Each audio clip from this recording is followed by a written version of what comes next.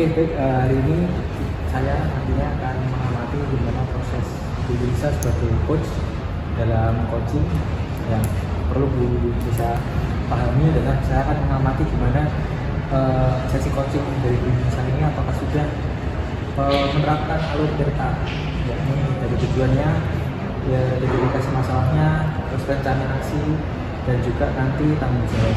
Jadi saya harap di dalam sesi coaching itu alur delta itu bisa muncul. Dan saya sebelum itu saya juga ingin tanya, kompetensi dalam sesi coaching nanti itu bisa fokusnya ke apa ya? Nantinya saya akan menghadirkan diri saya secara penuh pada sesi coaching nanti agar saya dapat menjadi pendengar yang aktif, kemudian dapat memberikan pertanyaan-pertanyaan yang mengarah agar dapat si coach ini dapat menemukan solusi dari permasalahan dia sendiri seperti itu, Pak. Saat menemukan solusinya sendiri. Iya, betul. Baik. Jadi indikator dari keberhasilan sesi coaching Bu Yulisa nanti adalah bagaimana si coach ini bisa menemukan solusinya sendiri. Iya, betul. Dan dia dapat menemukan solusi dari permasalahan dia sendiri seperti itu. Oke, baik.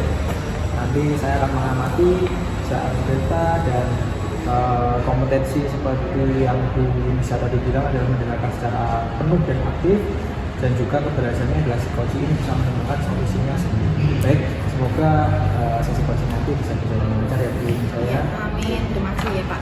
Ya, selamat siang Bu Erin. Siang Bu Yulisa. Ya, bagaimana kabar Bu Erin? Apakah sehat hari ini? Alhamdulillah sehat Bu. Tapi ini saya sedang menghadapi permasalahan yang ingin saya sharingkan bersama Bu Yulisa. Oh begitu. Jadi apa masalah Bu Erin di sekolah ya Bu? Iya Bu, tentang murid saya Ibu. Ya, kira-kira masalah Bu Erin itu apa sebenarnya? Jadi sebenarnya maksud saya ingin sharing dengan Bu Yulisa hari ini itu tujuannya saya ingin Bu Yulisa membantu saya untuk menemukan solusi dari permasalahan yang saya hadapi Bu. Sebenarnya masalah ini itu saya hadapi itu pada kelas 4 tahun ajaran yang kemarin Bu. Masalahnya ini saya takutnya nanti pada tahun ajaran baru ini nanti akan terulang kembali. Nah, saya sharing dengan diri saya ini ingin menemukan solusi yang tepat agar lebih baik dari tahun ajaran yang kemarin. Jadi begini Bu masalahnya. Saya itu waktu mengajar di kelas 4 tahun kemarin, saya memiliki murid yang sering tidak mengerjakan PR, dan beberapa siswa itu tidak membawa buku pelajaran sesuai mapel. Sebenarnya kan di kelas 3 itu kan kurikulumnya masih 2013 ya. Kemudian naik di kelas 4 jadi kurikulum merdeka ya. Nah, mungkin kalau di kurikulum 2013 itu kan pelajarannya masih tema Bu. Kemudian di kurikulum merdeka pelajarannya itu sudah mapel. Jadi setiap hari itu pelajarannya itu jadwalnya berganti. Nah, itu ada anak yang belum terbiasa menata jadwal setiap hari karena mereka di kelas 3 sudah terbiasa menata jadwal itu tema seperti itu Bu. Selain karena perubahan kurikulum itu juga menurut saya karena kurangnya perhatian dari orang tuanya Bu. Jadi anak itu sering tidak membawa buku pelajaran saat pembelajaran. Itu kan tentunya dapat mengganggu proses pembelajaran Bu. Ya baik Bu, dari yang Ibu utarakan tadi ya, permasalahan Ibu tadi, ternyata peserta didik Bu Erin itu masih banyak yang sering lupa mengerjakan PR ya Bu. Kemudian yang kedua, karena pergantian kurikulum tadi dari kurikulum 2013 kemudian ke kurikulum merdeka ini, masih banyak sekali yang lupa untuk membawa buku pembelajaran atau buku pelajaran sesuai jadwal. Gitu kan Bu? Iya benar Bu Lisa. Sebenarnya tujuan saya memberi PR atau tugas ini untuk melatih anak agar disiplin dan bertanggung jawab Bu.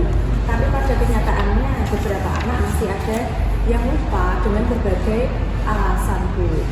Juga mereka sering sekali tidak membawa buku pembelajaran. Hal inilah yang sering mengganggu kegiatan pembelajaran sehari-hari Bu. Oh begitu. Nah, permasalahan Bu Erin ini kan tidak Bu Erin alami hanya sekarang ini ya, tapi sudah dialami dari tahun-tahun sebelumnya, dari tahun ajaran sebelumnya begitu ya Bu. Nah, dari pengalaman Bu Erin dari tahun ajaran sebelumnya itu kira-kira solusi apa yang sudah Bu Erin lakukan untuk menghadapi peserta didik Bu Erin yang masih ada yang lupa mengerjakan PR, kemudian lupa membawa buku tersebut, itu solusinya sudah dilaksanakan apa Bu? Kalau di ajaran tahun yang kemarin, solusi yang saya lakukan yaitu saya berusaha melakukan pendekatan kepada siswa yang bermasalah tersebut. Kemudian saya juga sudah bertanya alasan mereka kok melakukan perbuatan itu berulang-ulang itu kenapa? Ya ada alasan yang lupa Bu, terus ada alasan tadi malam saya main HP Bu sampai ketiduran, terus paginya berangkat bangunnya sudah kesiangan, terus saya tidak menata jadwal Bu, saya langsung berangkat ke sekolah. Ada yang punya alasan seperti itu Bu. Umumnya kan saya sudah memperingatkan dan menasehati. Memang sih Bu, ada anak yang begitu saya kasih nasihat besoknya sudah terbit lagi, tapi saya masih memiliki PR ini buat saya. Ada beberapa anak yang masih mengulangi perbuatannya lagi Bu. Jadi inilah Bu yang menjadi masalah untuk saya. Jadi masalahnya sudah diingatkan tapi diulangi lagi gitu ya. Lalu apakah Bu Erin sudah pernah mengkomunikasikan hal ini, masalah ini kepada orang tua siswa? Sudah Bu, akan tetapi belum intens. Saya mengkomunikasikan ini ketika pertemuan dengan wali murid, yaitu pada saat penerimaan raport, yaitu pada penerimaan raport semester 1 saya sudah menyampaikan tentang keluhan saya terhadap putra putrinya. Tetapi di semester 2 yang bersangkutan anak tersebut mengulangi perbuatannya lagi dan lagi Bu. Ya ini sebagai bahan introspeksi diri saya saja ya Bu, sebagai guru mungkin komunikasi saya terhadap wali murid itu kurang intens. Mungkin akan saya perbaiki Bu di tahun ajaran yang akan datang. Ya, betul sekali Bu. Memang kita sebagai guru itu harus sering berkomunikasi dengan orang tua ya Bu, agar nantinya jika ada siswa yang bermasalah bisa kita bicarakan dengan tidak hanya dengan rekan guru saja, namun juga dengan orang tua. Karena peran orang tua itu sangat penting ya Bu. Nah, lalu apakah sebelumnya Bu Erin sudah menerapkan pembelajaran tentang keyakinan kelas terkait dengan kedisiplinan dan tanggung jawab siswa seperti itu Bu? Apakah sudah? Terus terang saja ya Bu, saya itu kan baru mendapatkan pengetahuan mengenai keyakinan kelas ini ketika mengikuti pendidikan guru penggerak ini Bu.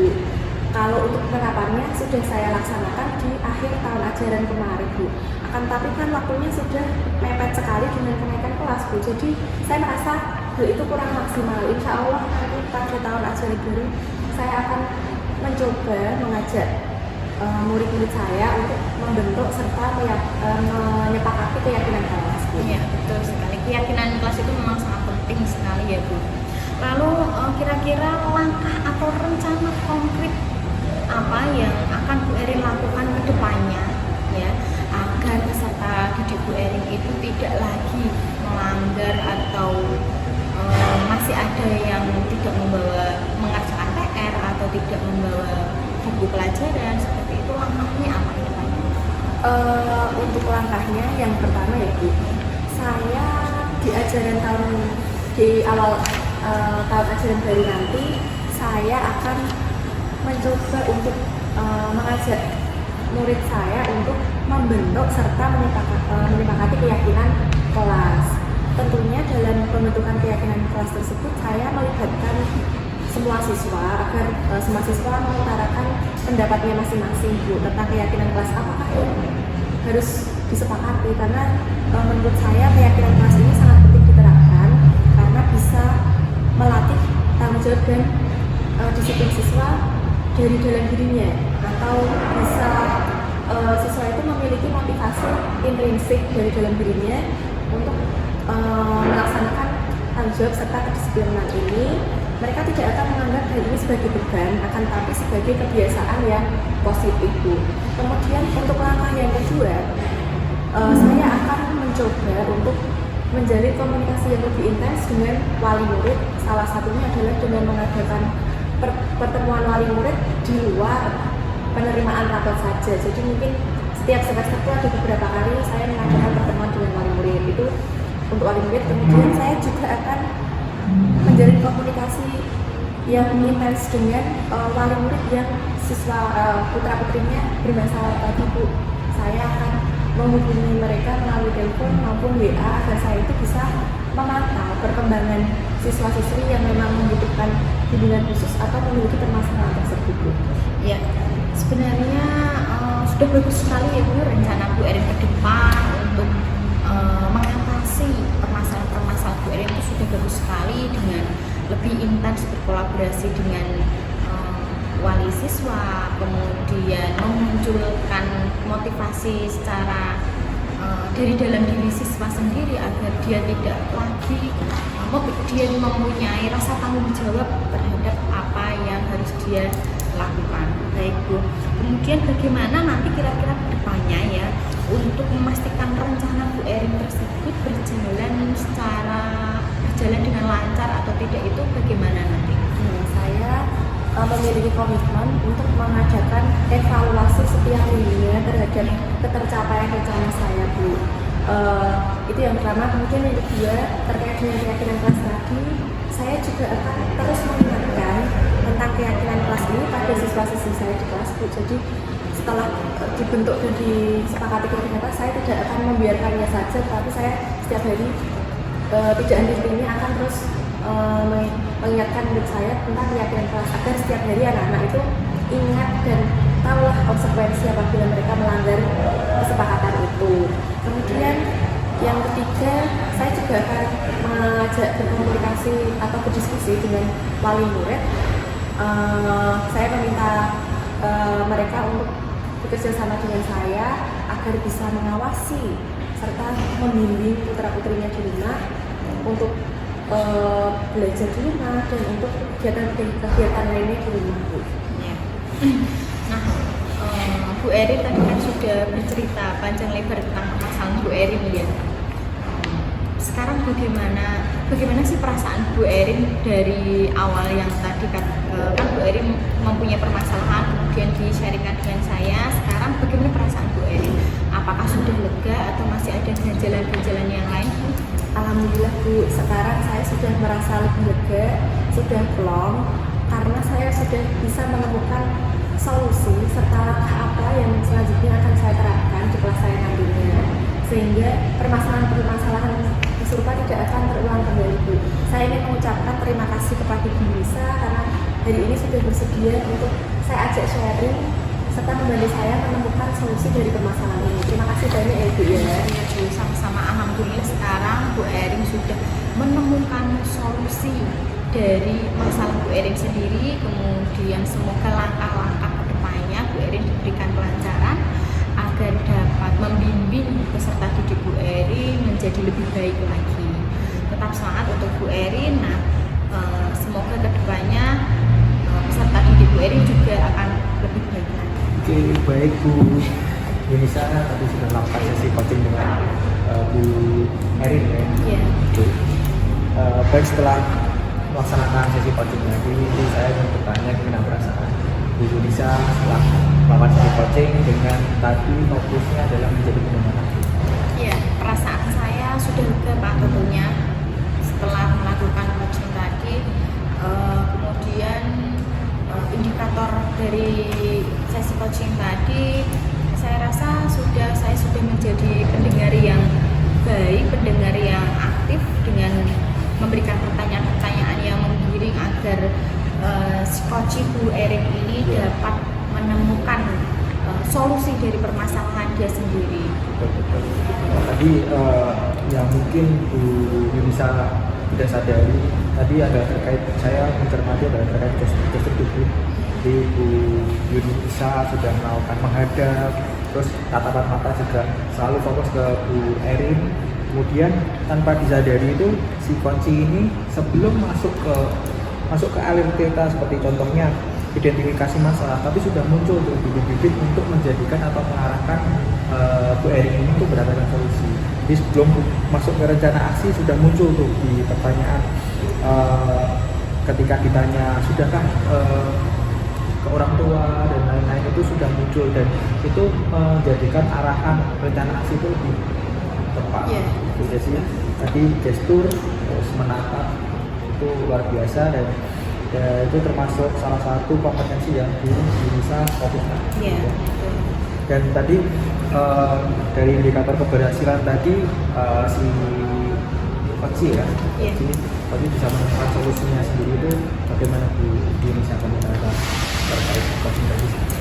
Ya dengan tadi saya sudah yang intinya itu bagaimana kita memberikan rasa kenyamanan kepada si Koci agar dia itu merasa nyaman dan bisa pembicaraannya mengalir, ada keterbukaan antara si coach dengan si coachnya. Kemudian kita hanya mengarahkan saja ya, sebagai coach hanya mengarahkan saja. Ternyata si coach ini sudah memiliki kompetensi yang sangat luar biasa untuk menyelesaikan masalah dia sendiri seperti itu, Pak. Ya, betul. Dan pertanyaan pemantik dari Bu Indonesia itu saya lihat juga bagus.